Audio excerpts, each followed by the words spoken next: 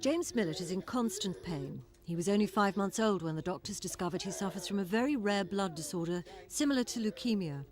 He's defied his doctors by surviving to 13 months, thanks to chemotherapy. But unless he gets a bone marrow transplant soon, he will die. Without treatment, certainly James would have died within 6 weeks of being diagnosed.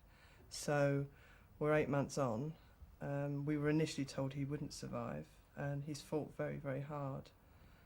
He's surprised us many times how he's come back to us, and we're fairly confident that given the chance of a transplant, he can come back through that.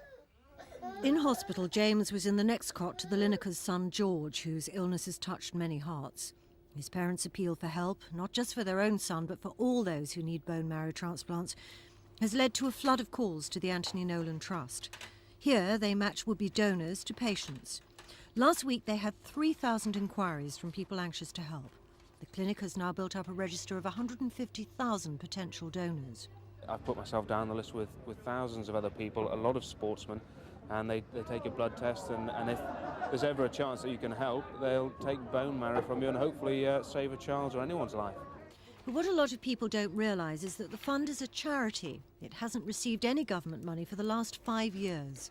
We need 1,000 volunteers minimum every week, but of equal importance, we also need the funding to tissue type those people. It costs us £50 to completely tissue type one person, and when you add it out at 1,000 a week, it comes to a great deal of money. So what we're really needing is volunteers and money in equal quantities, and we're able to develop the register. Alex McConnell had his transplant 10 days ago. He'll have to stay in his isolation cubicle at the Royal Marsden for a while yet, but the 10-year-old's life has been saved using bone marrow from his sister. The pressure's obviously far greater for those who need donors outside the family. Well, we need more donors on the panel and a more efficient system that finds the donors faster. There is a shortage of donors and money. What should be done? I think the Nolan panel needs to be supported. They need more donors and they need more money to run a more efficient organisation. There can't be anyone who'd argue with that. Now good wishes need to be translated into cash. Tricia Ingram's Thames News.